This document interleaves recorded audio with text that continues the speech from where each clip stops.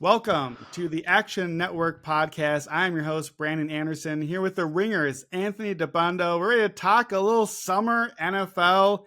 It's June.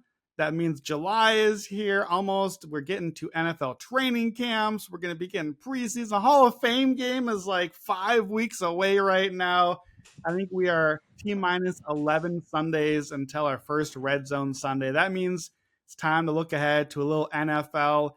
If you haven't listened yet, go back and listen to the AFC episode. Here's what we're doing today. We're calling the early playoff picture look ahead. Since the playoffs moved to 14 teams, on average, we see about 8 teams from last year's playoffs return, 6 of them go. So we're going to try today in the NFC to figure out which teams stay, which teams go. Dabbundo and I will each have our own picks. Doesn't necessarily have to be even. If you listen to the AFC, we were not even there. Be sure to listen to that one. We'll go through and talk about last year's 7 playoff teams, and we'll fill in the blanks with who is left. And this is early. No islands yet. No huge futures positions. This is, if we're being honest, this is us getting the gears turning a little bit. I've been on all sorts of NBA as the playoffs wrapped up just last night as we are recording on Monday. Dabbundo, you've been on like every other sport in the world. What in the world are you doing over there this summer? Is there a sport you don't cover? The NBA, actually. It's, the Ringer, they have that covered pretty well. And so I don't have to contribute. And it's actually kind of nice because I can just be a fan. Like, I put some bets in. Yeah. Game 7 under, took Indiana a couple times. Really like the Pacers, really like Halliburton. It's a shame that he went down. Yeah. Probably my favorite non-Curry player, but I was just watching it as a fan of sports and not having to have takes or opinions, or nobody was like relying on me and asking me what I was betting because they know I'm not an expert on NBA. So that was nice. But yeah, next Monday we got Wimbledon coming up, Club World Cup, baseball. It's always happening in the world of sports, but football's king, and our king will be returning sooner rather than later. Indeed it will. So what we're doing today is we're going to go through the NFC teams, and we're going to do it in a little bit of a draft order here on who is our most likely team to make the playoffs. Now in the AFC, again, go back and listen, but the AFC's got a lot of really, really good quarterbacks, which make for really, really confident playoff teams. So we kind of quickly went through the top of the AFC. I think the NFC might be a little more open and perhaps a bit more interesting. Dabbundo, we had a lot of agreement on the AFC. I think we had 6 of last year's 7 teams agreed in or out. We will see how that goes on this one. I'm going to let you give the first pick here. Who is your most confident team that made last year's playoffs that will be back in this year's playoffs in the NFC? You mentioned that there were 8 on average that go back to the playoffs. Last year we did have more. We had 10. We did. And I do think that it's interesting because we had a very chalky NFL season. I think a lot of people are kind of reorienting themselves and maybe thinking like this is the new norm in the NFL. And I kind of go back and forth on what caused all the chalk last year, whether it's sustainable, whether it's meaningful, that there was so much or so little turnover in the league. And I think that's one of the more interesting through lines of this entire offseason discussion that I think I'm fascinated by, and one thing that I'm asking a lot of people to kind of weigh in on when I talk football with them. And so it did inherently make it a little trickier to do this draft. It is easy to also forget that despite last season being the year of very little turnover, the NFC favorite entering last season did not make the playoffs, San Francisco 49ers. And I suspect we'll be getting into them at some point here. But my first pick is the Green Bay Cheesehead Packers. And I know that a lot of people are probably like, wait, the Eagles are destined to go back-to-back. The Eagles are this, that, and the other thing. Don't worry, they would have been my second pick, and I suspect you're going to take them next. But I love everything about how high of a ceiling and a floor they have, because now with Jeff Hafley running the defense, with Matt LaFleur, who has been not just against the spread, but just winning football games, one of the winningest coaches in the history of the NFL throughout his relatively short career thus far. And he's done it with multiple different quarterbacks. Jordan Love was injured for a lot of last season. Like, it was kind of a weird stop-start year where it was like, oh, he's good, but then he's hurt. Then he's hurt. then he was bad, then he was good again, but then he got hurt again, then he was bad in the playoffs. So I think there's a lot of different ways to look at the season. I look at it as a lot of things went wrong for Green Bay. Yeah. They didn't get that number one receiver to emerge that we thought they could get from a Dobbs or from a Reed or from a Watson. They have so much offensive talent that it's almost an embarrassment of riches. And the schedule isn't as bad this year. I mean, we'll see, right? Because like the division is still the division. But when you compare their schedule to the Eagles' schedule, the Eagles have the tougher schedule just because Green Bay ultimately did finish third in the division last year while the Eagles won theirs. So I went with Green Bay. I ultimately think that both are pretty safe. Will be playoff teams this year. Yeah, I have the Packers back in as well. They would have been my second choice. So not quite number one on my board, but I basically agree with everything you said. Jeff Hafley's defense really came together later in the season. That was something we didn't know last year that I feel like we should have more confidence of this year. I know Jair Alexander is gone now. Has he really even been there? Like the whole point is that he can't stay on the field. So I'm not sure that's a huge miss. I don't love the corners on the team. I think that's maybe the weakest spot for me looking at the roster. But just, I trust the floor. I trust the organization. The special teams improved a lot last year. That had been a weak spot for this team for quite a while. And I agree. I still think Jordan Love, outside of that top clear tier of quarterbacks, we've seen now 2 seasons of Love. We saw terrible Jordan Love for the first half of his first year starting. Then we saw an MVP level dude. And I maybe got a little overhyped. You and I like to exchange our quarterback rankings lists. I've been known to have Jordan Love like 4, 5, 6 range. This is maybe a bit aggressive early. He certainly did not look the part early last season, but he also got injured in the opener playing on an ice rink in Brazil.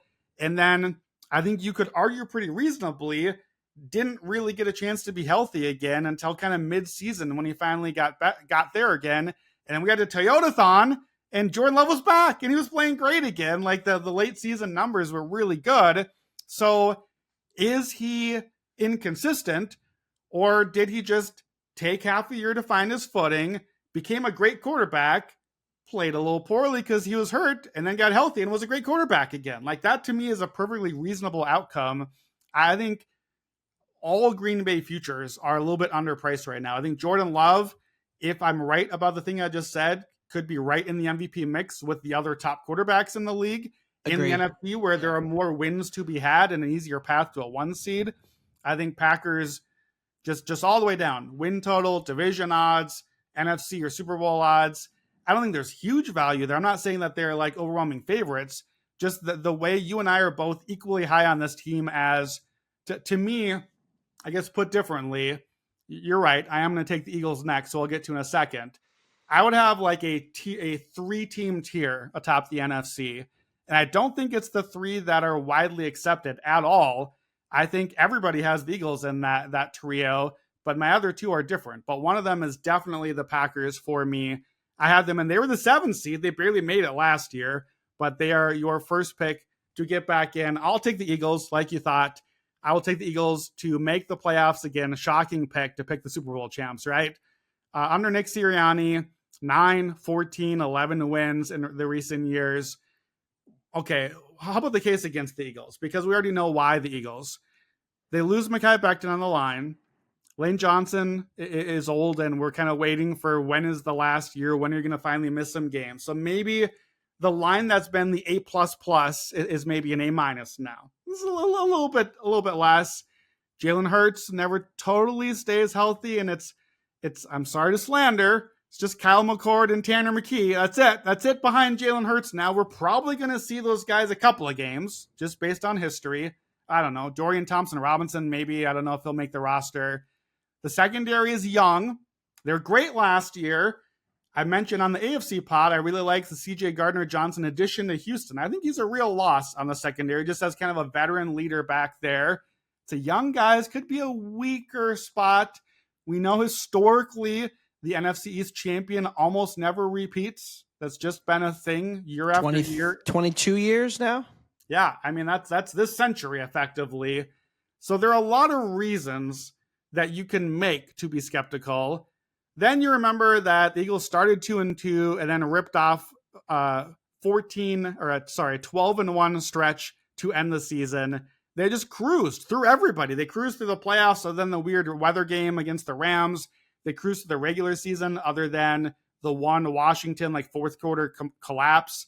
They just were dominant. And I do not expect that level again, because regression is a dick and injuries come and things are never the same year over year. But a theme I'm noticing for both of us, and should not surprise me, we trust organizations. We trust teams that have the same formula. You win in the trenches, you win with coaching, and the same teams winning year after year and getting into the mix. And yeah, I think it kind of fits that theme you talked about. I was like, okay, we're on 5-6 teams now between our two podcasts of, yeah, I'll trust that franchise. I'll trust that organization. Oh, shocking. You're going to pick the Chiefs and the Packers and the Eagles and the Ravens to make the playoffs like they've been every year forever? Yeah, we are, because they've been there every year forever, and they're really good rosters and they have very high floors. So I'm not picking the Eagles to win the Super Bowl again. That's not the exercise. I'm picking them to make the playoffs. I think it's a pretty easy pick. Yeah, when I look at the Eagles, I think the defense will take a step back. I mean, they lost Sweat and Graham. I know Graham was hurt for the second half of the season, but losing those two guys, the exterior pass rush is not proven at this point. Nolan Smith had a bit of a breakout year too. He was productive, but you don't look at the edge rushers. Of course, Jalen Carter's great in the middle, and see a unit that's going to consistently get pressure. And I know that the story of the Super Bowl was, wow, the Eagles D-line just ate up Kansas City and took Mahomes out of it. But to be honest, I think most Eagles fans were a little worried about the pass rush going into the playoffs, into the Super Bowl. And the unit is certainly worse on paper now than it was then. You mentioned the back end of the secondary. Reed Blankenship had a pretty good year. Makuba comes in now as the kind of the free safety there. Major questions at safety. The thing is, though, this Eagles collapse that happened 2 years ago after they went to the Super Bowl the first time, with new coordinators coming in, Sean Desai, Matt Patricia, unknown or known disasters. We just know Fangio, right? And we trust Fangio. And I think we have to at least give them the ability that maybe it won't be great in week one, but they're just going to be a pretty competent, pretty good defense, anchored by their corners, anchored by Jalen Carter. They're going to be good enough. And also the other part of it is that the offense has just been high floor consistently since they've brought AJ Brown into the building. They've been a top 10 offense every year. When AJ Brown doesn't play, you see all the limitations, right? We all watched the Bucs game in the playoffs last year, or the Bucs game in week 4 of last season, or the Saints game in week 3 when they had 12 points. So there are certain limitations with Philly with regards to their ceiling, I think at the current moment that you could actually pose. But again, O-line's great. O-line coach is great. We know that, whether we debate how good is Jalen Hurts or how good is Jordan Love and where do they rank, and they're probably two of the most divisive quarterbacks if you're getting a group of nerds together to debate how good each quarterback is. But it doesn't really matter in vacuums how good their quarterbacks are. They lead pretty efficient offenses with LaFleur, and whether you want to credit Sirianni or Stoutland or what's going on in Philly, Saquon and AJ, all of those things. I'm pretty confident they're both going to be top 10 offenses. I'm pretty confident they're both going to be top 10 defenses. So I'm pretty confident both will be playoff teams. And I think they could end up duking it out for the 1 seed in what is otherwise a pretty wide open conference. Because I think we're both selling a certain team that was the number 1 seed last year. I think so. Let's talk about that team. We'll go a little bit out of order here. So the Detroit Lions were the 1 seed last year. We've got the Eagles in. We've got the Packers in. I mentioned kind of the assumed triumvirate in the NFC. I guess I'm not positive it's an assumed triumvirate. Certainly it's an assumed duopoly. And I think most people are assuming the Lions and the Eagles at the top of the NFC. Do you have the Lions in or out of your playoffs? Out. Me too. Give me the case. So this is and we mentioned this on the AFC pod. This is the ultimate question of trying to evaluate NFL teams. We really like Dan Campbell. He wins all these games. But Dan Campbell also had Ben Johnson, and Dan Campbell also had Aaron Glenn. And was it Ben Johnson and Aaron Glenn? Was it Dan Campbell? Was it both? It's always a mix, right? But like, what percentage of the pie do you credit Johnson and Glenn and Campbell? And when I look at the Lions offense, there is zero doubt that there is a ton of talent all over the field. There still is, and they lose Ragnow, but like, there's still a lot of talent on this team.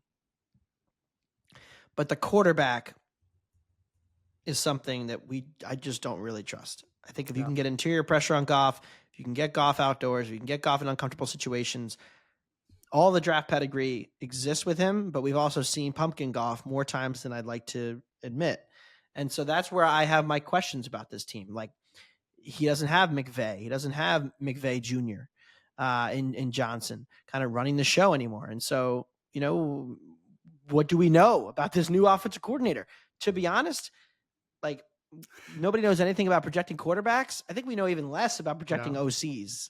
So that is the ultimate question, because it's not just tied to the Lions, but also another team in their division who I think a lot of people are going to pick to win the division or make the playoffs as a wild card. Ben Johnson, because we all know he can scheme up an offense, but can he coach a football team as a head guy? That's less known.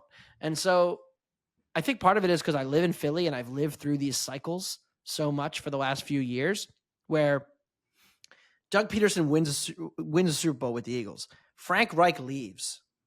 Everybody's like, well, Frank Reich was the real genius because we watched the Eagles offense go down the toilet the next few years. Frank Reich was the genius. And then Frank Reich gets fired. And we're like, oh, maybe it was Doug all along. But then Doug gets fired. And then Sirianni comes in and the Eagles are great. And we're like, yeah, Sirianni. And then Shane Steichen leaves. It was always Steichen. We always knew Sirianni's an idiot. They should fire him. But then Sirianni wins a Super Bowl.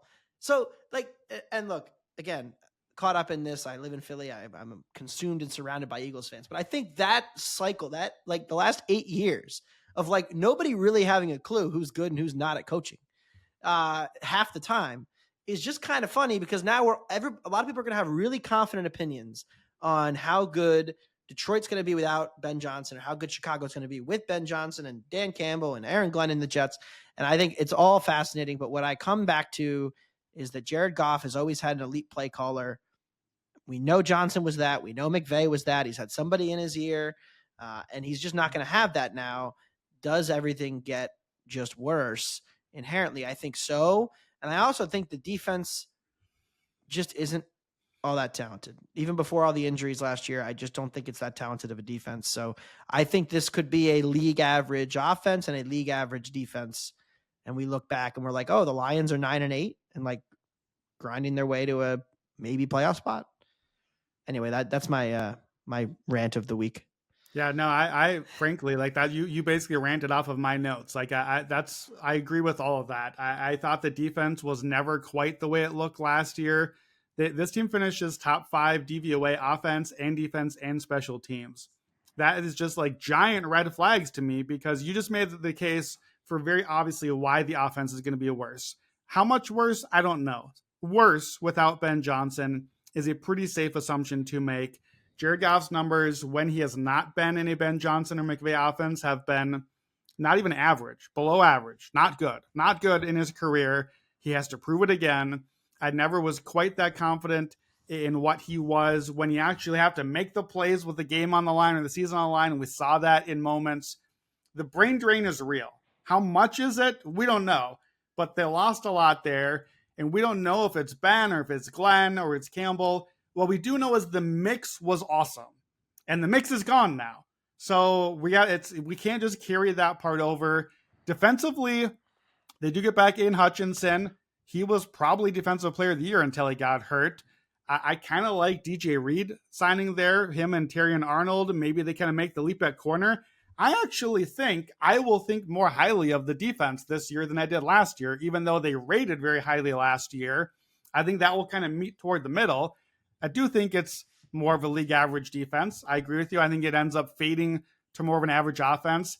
I don't necessarily think the bottom falls out on the Lions the way these are not the old Lions anymore. I think that too much talent. Yeah. And if you're listening to what I just said a bit ago about like franchise, stability and who should we be betting on, you could make an argument. Maybe the Lions have earned that over recent years. But this is the first really big swing with the coaching brain drain. They're going to have to earn my trust a little bit and prove it again. I don't have them cratering. But yeah, I just have them kind of dropping back to the 500-ish range, like you said. I think we talk about the Super Bowl loser curse. This team did not make the Super Bowl. They didn't win a playoff game.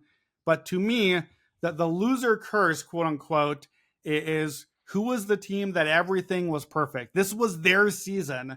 And The last Dream year Crusher. was the Lions season. It was a Lions season start to finish.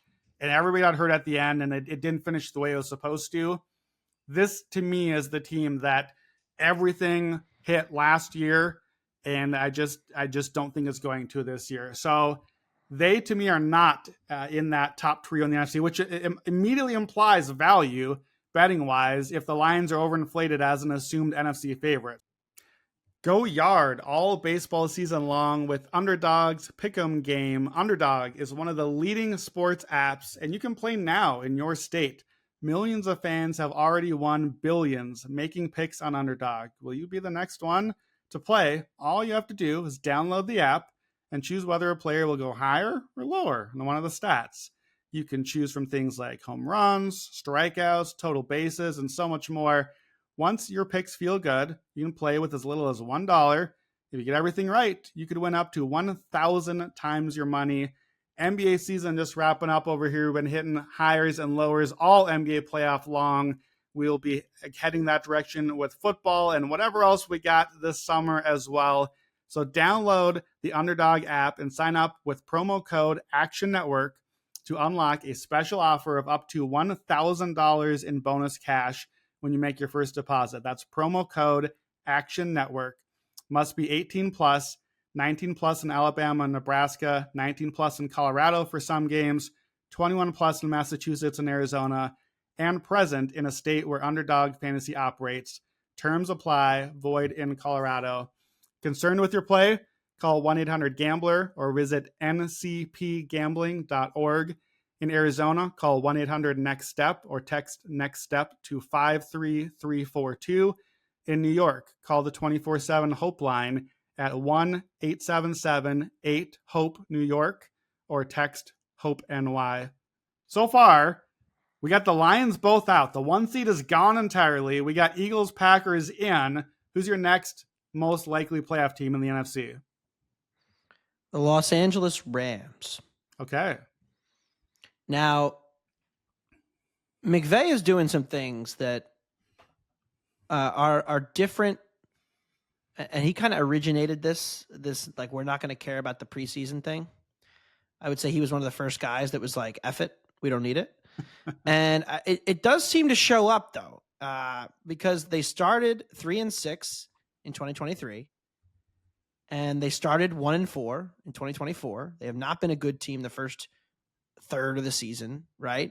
And really, even in the Super Bowl year, like, this team has not been necessarily a fast starter. So what are they prioritizing?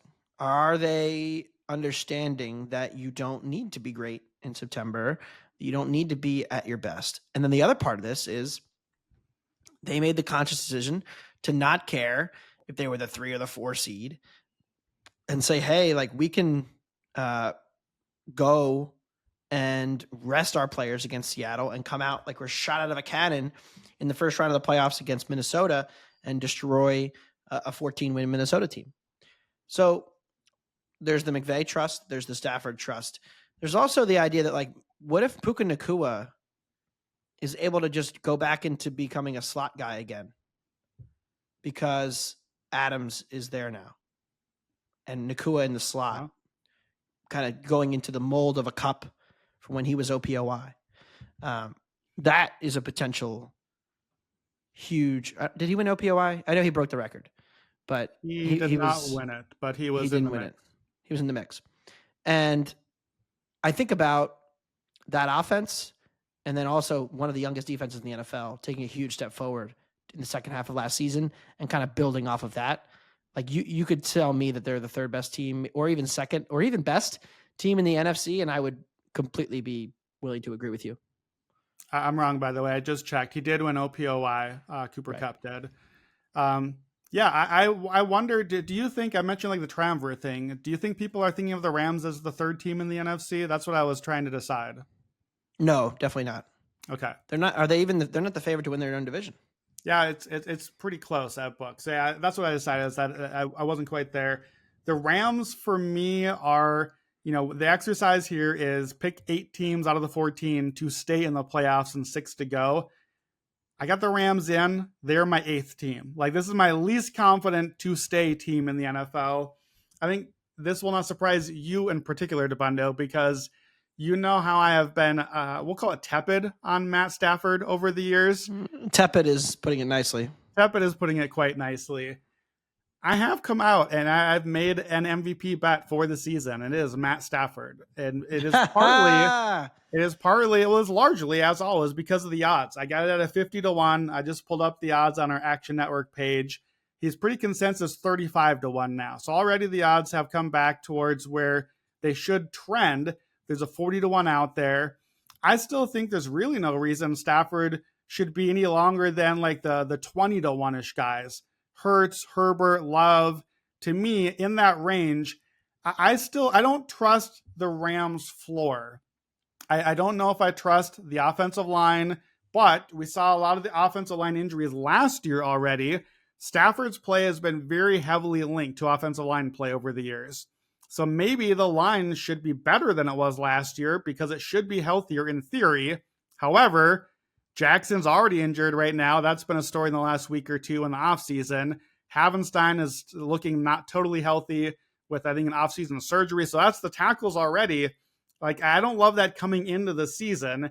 And when the Rams are healthy, this offense is top 5, top 3, maybe number 1. Like we saw what they did to the Bills last year, one of the games of the season.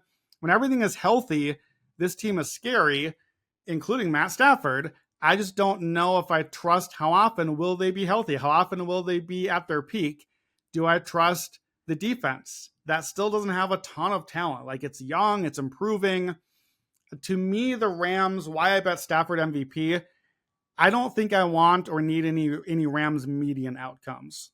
I don't want part in if things are kind of okay. And the problem is the most likely outcome is you get some healthy games, some injured games. They look great. They look terrible. They kind of come out toward the middle. That's probably the most likely. So that's the median outcome.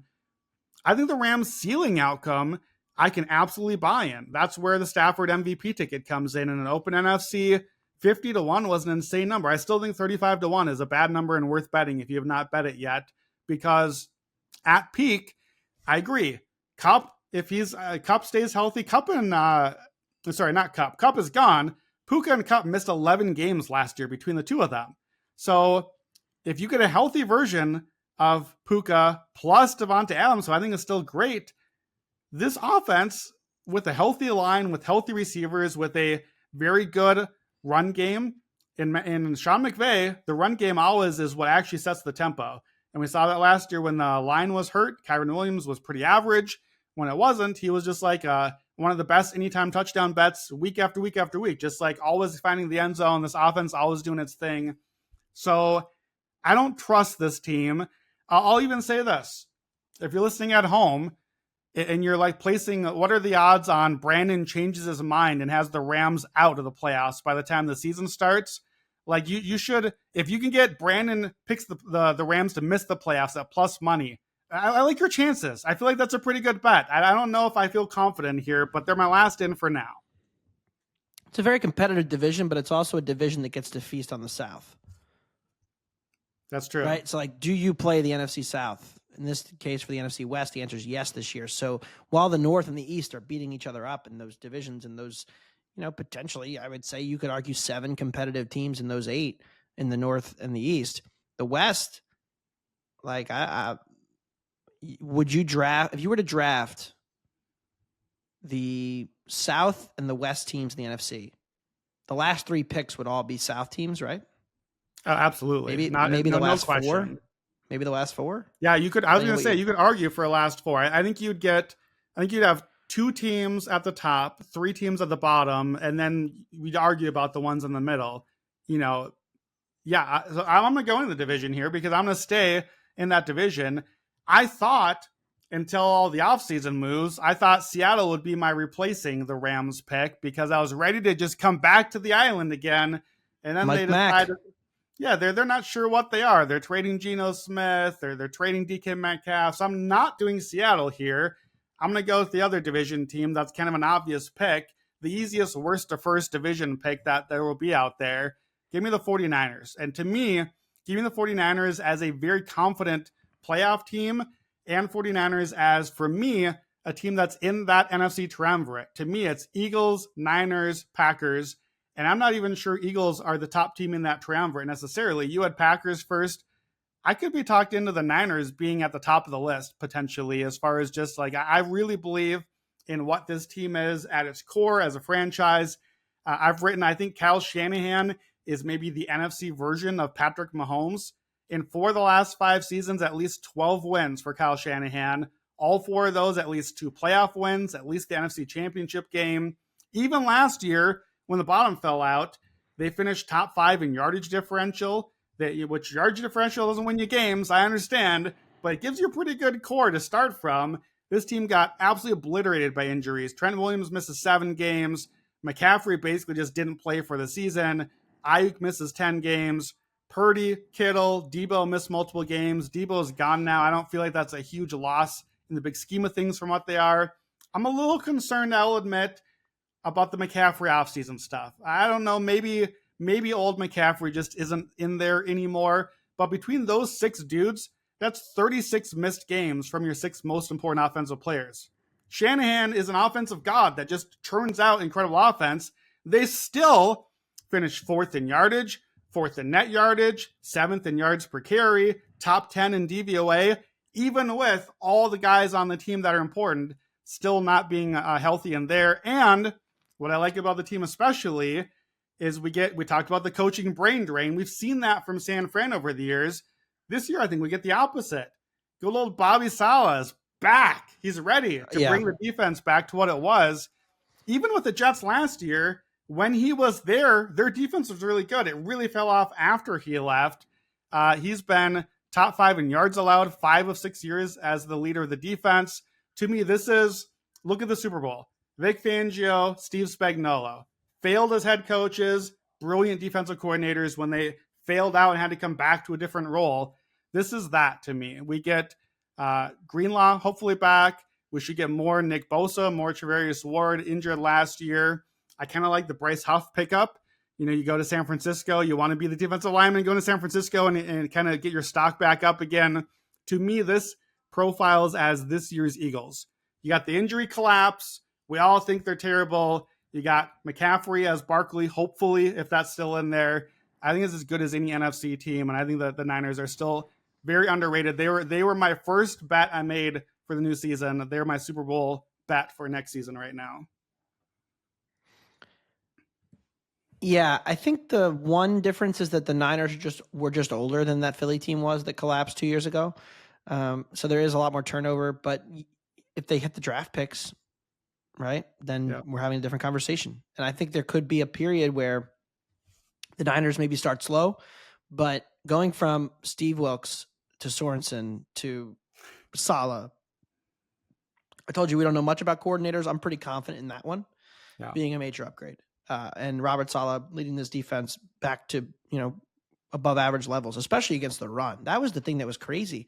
They couldn't stop the run anymore the last 2 years, and they were getting gashed on the ground, and they ran so bad. I mean, you can go back to the first half of last season. Every game they lost was like dramatic, close, or like a bunch of random things happened. Like the Arizona late collapse, the Rams late collapse. They had a 10-point lead. They gave up a last-second touchdown to Seattle. And then Purdy got hurt, and then that was it. Like they were 5-5. Purdy was hurt.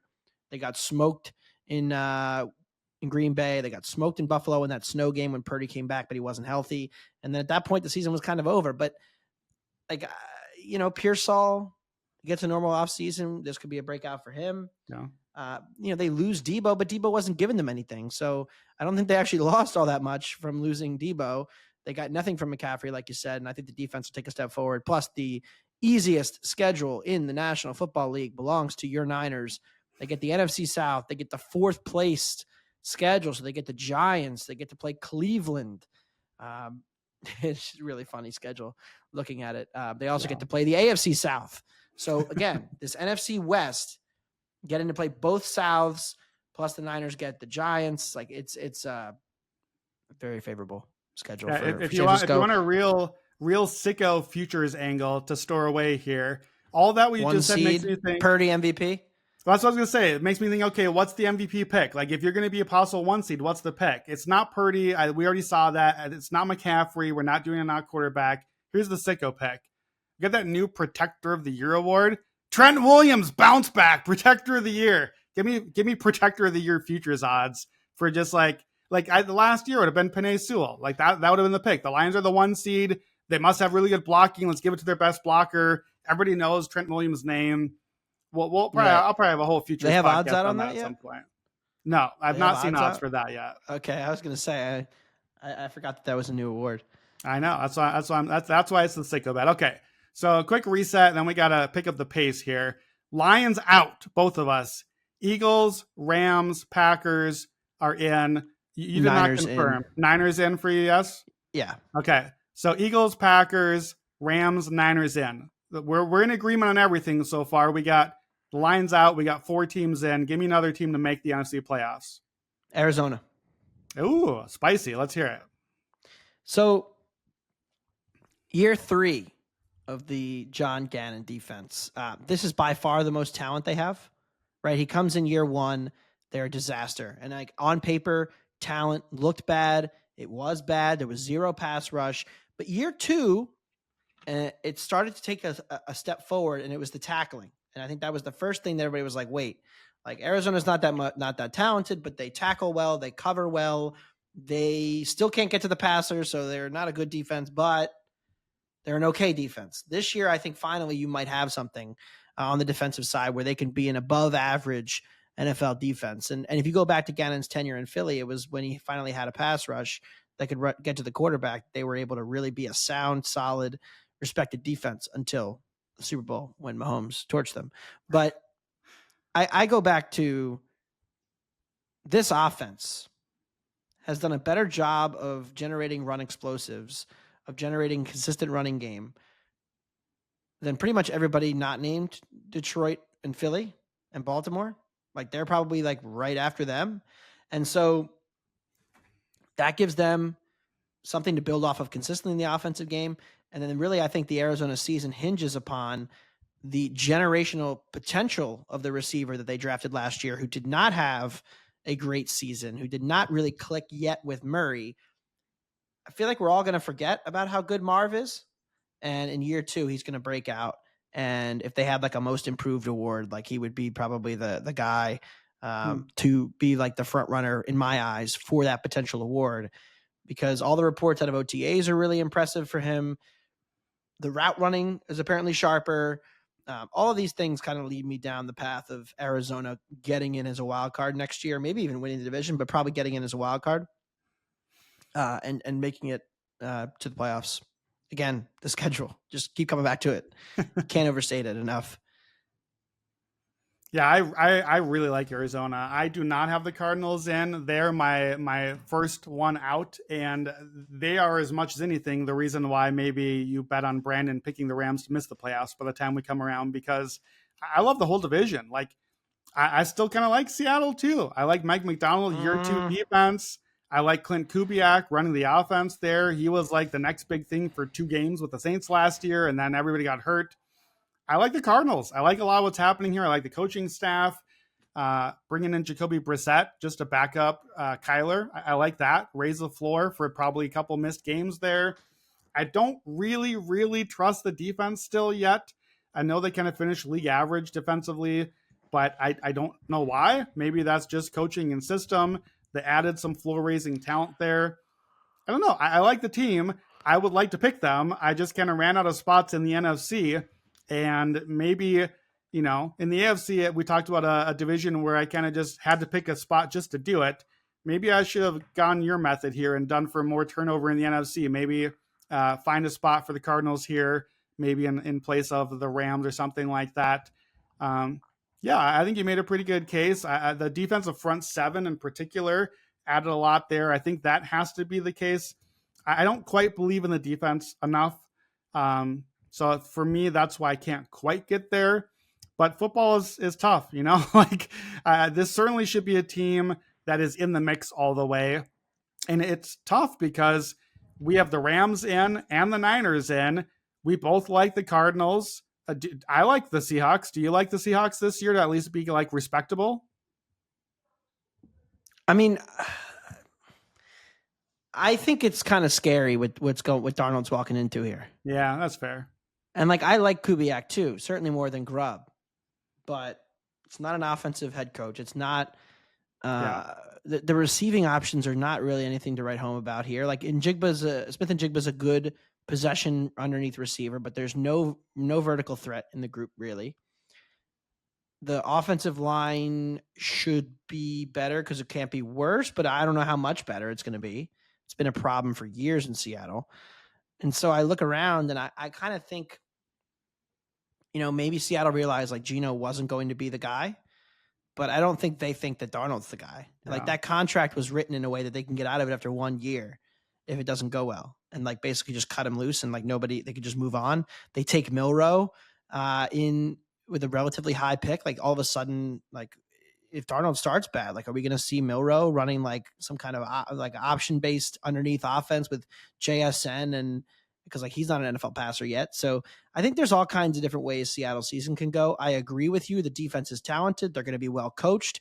I happen to like Mike McDonald a lot too, but this offense to me, of the four in that division, like how are they not clearly fourth going into the season?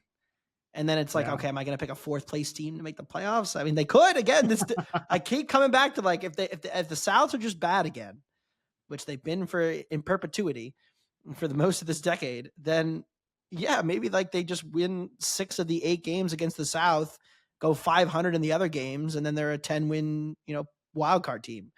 But it feels dicey for the Seahawks to do that. It's tough. It's a tough ask. I'm going to leave both of those teams out of my playoffs. I'm going to go to the NFC North because that's the other division that I like pretty much all the teams. And we didn't hate the Lions. I'm going to pick the chalky favorite pick. Everybody's picking them. The Bears just could not better fit my formula of what a breakout team is, because to me, the biggest edges I have on the futures coming to the season is coaching improvement and offensive line improvement. Okay, so what do? You bring in Ben Johnson and you bring in Dennis Allen to run the defense. I have to like what you're doing there. We don't know what Ben Johnson is as a head coach, but we know he's going to call games well. And it's a huge improvement from Eberflus, Thomas Brown, Shane Waldron, Thomas Brown, Chris Beatty, whatever's happening over there. Wasn't good last year. They start 4-2. They get a disaster Washington Hail Mary and just never recover after that. Now we have year 2 Caleb Williams. I talked about the lines. You totally invest in your interior offensive line.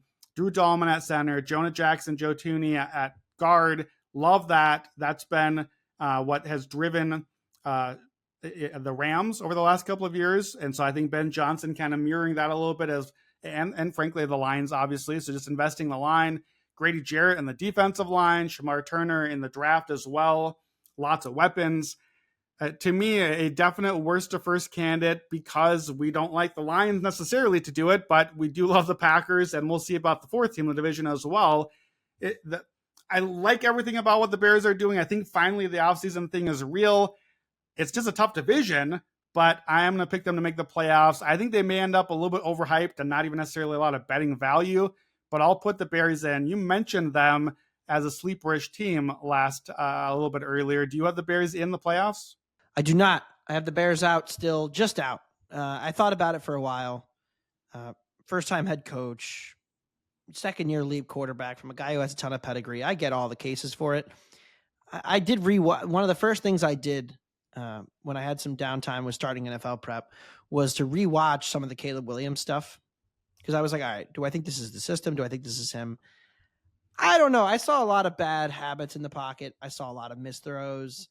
I'm still not there yet with Caleb. I get why if you're Ben Johnson, you're like, I can fix this guy. I can make him better, and maybe they'll make me look stupid. But there is a lot of turnover on the offensive line too. So as much as they might be improved, it might take a while to get there. And I think that that might cost them in a really, really competitive NFC wildcard race with like a lot of pretty good to not great teams. So I had the Bears just out. Also because I know and trust the two coaches / coordinators / Kevin O'Connell and Brian Flores so much with Minnesota that I'm going to have the Vikings back in the playoffs. Okay, so Vikings with are back their in. Pseudo rookie. Right. So I'm getting the bat signal here that we're moving toward a wrap-up mode. So give me the lightning round case on why the Vikings are back in. So at first, when we did this exercise, I was thinking like, oh, Vikings, new team in the playoffs. Then I forgot, oh, right, they won 14 games. Are we just overlooking this? I mean, they still have two excellent receivers, including who some think is the best receiver in the game. The offensive line should be better. The questions were in the interior. They had some injury issues that derailed them toward the end of last season on the offensive line. Darnold turning back into a pumpkin, but they addressed that issue. And then Brian Flores, the ultimate defensive ceiling raiser, who turned a terrible defense into one of the better defenses in the league. And just, I would take him probably over every DC in the NFL. And so that element of coaching makes it an excellent system, because when JJ McCarthy's in doubt, he can just throw the ball up to Justin Jefferson, and they're going to win those one-on-ones so often that I trust Minnesota way more than I do Chicago because of the proven commodities of the coaching and because of the talent of the receivers on the outside and the coaching of the defense. So I went with Minnesota as my second wildcard team. I think they edge out Detroit. Maybe they'll have like a late season clash and Minnesota will get revenge for last year's debacle in Detroit. So yeah, I'll go with the Vikings to sneak in. Yeah, I've got the Vikings in as well. If I'm being totally honest, I would pick them slightly ahead of the Bears, but more fun content. Picking the home team Chicago here for me in Chicagoland, letting you make the case for my Vikings. I think the floor is very high, and if I like what the Bears did, I should like what the Vikings did. Interior offensive line investment, bringing over the Colts guys, getting Jonathan Allen, Javon Hargrave on defense, just taking some swings on the line to an already high floor roster. So I also have the Vikings in. I believe I have one spot left. We have not gotten to NFC South division here. I kind of just have the Bucs by default, man. I don't have anything exciting to say about the Bucs. I just couldn't quite get there. Wait, do I have the Bucs by default? Yes. No, I don't. I don't have the Bucs by default. I'm out. I'm out of the Bucs. Panthers Island, baby. We're back. Run back. Panthers Island. Bryce Young, one more time. He came around at the end of the season. Look, I need to talk myself into it a little bit. I like that they added a lot to the team. They can't even be a worst to first pick this year because the Saints are technically worse. They have the tie break. I feel like Panthers are in the hunt, maybe just because I want to fade the Bucs. I don't know. I don't know what that division. Maybe that's where I need to move some things around. For now, Panthers Island, just a little archipelago maybe. Where are you at with NFC South before we get out of here? Yeah, I'm not falling for it again. I don't see how this defense can be any good. They're not talented at all on the defensive side of the ball, and that is going to hurt when they're running up against all these NFC West teams. I'm going to go with Atlanta. Okay. We've had, Tampa Bay win this division. They've dominated this division, so not always with a great record, but let's be honest, Atlanta wins that division last year if Penix plays all season, right? Do we agree? Yeah, probably. They certainly should. Right. And now Penix is the guy. All of the questions you have about the Falcons as an organization are valid. Why are they burning future draft capital to draft more pass rushers right now? Why are they drafting Michael Penix after signing Kirk Cousins to a $100 million deal? Why are they drafting Michael Penix in the top 10 when he's an older quarterback with an injury history? All of those things make me medium to long-term concerned about the future of the Atlanta Falcons. When I look at the current roster, I see a very talented running back, a very talented receiver in London. I see a quarterback that has a very live arm who can do a lot of good things. We saw that toward the end of the season against, granted, some bad defenses, but Washington and Carolina in the final 2 weeks of the season. So that's encouraging to me. And I see a defense that did add a pass rush. We all know what the problem for the Falcons has been since I've talked about football in my life, and it's been that they have no pass rushers really since the Super Bowl year. So Atlanta did add young pass rushers, and so that gives them some more upside defensively. It's still a major question here. None of these teams are particularly great. But Tampa, it's just like, how long can they keep playing roulette with different quarterback coaches and on offensive coordinators, and they bring in a new guy to replace Cohen? Is the guy going to be any good? We'll see. But Tampa still has a pretty high offensive floor because of Mike Evans and Baker, but I'm going to go with Atlanta to pip them for the spot in the division. Yeah, at 9-8, maybe 8-9. Yeah, right. That's the problem. I'm lukewarm on the Falcons, but lukewarm might get you there in the NFC South. I'm already a little bit regretting the Panthers pick, but for the content, Panthers Island went down hard last year, so it goes. All right, to wrap up the NFC here, the 1 seed Lions are out. The Eagles stay. The Bucs are gone for both of us, replaced by you, by the Falcons, by me for now, by the Panthers. The Rams and Vikings stay. The Packers stay. We didn't get to mention the Commanders. Sorry to the Commanders. That was one team we didn't mention. We're both lots out of on the regression Commanders. there. We got a wrap. So we'll have to talk Commanders another time. But the Commanders are out by default here. You've got we both have Niners in. You've got Cards and Falcons as 2 new playoff teams. I've got Bears and Panthers, and boy, am I already getting the Panthers pick. Dabbundo, we know follow you at the Action app. Follow you at ringer.com, and all of your articles and all the sports there. Listen to the AFC version here if you have not done so yet. Keep your eyes peeled on the Action Network podcast all summer long as we wrap up toward the NFL season. Dabbundo, great to talk shop with you. Looking forward to a fun NFL season ahead. Enjoy the rest of your summer. Thanks for having me. All right. We'll see you next time on the Action Network podcast.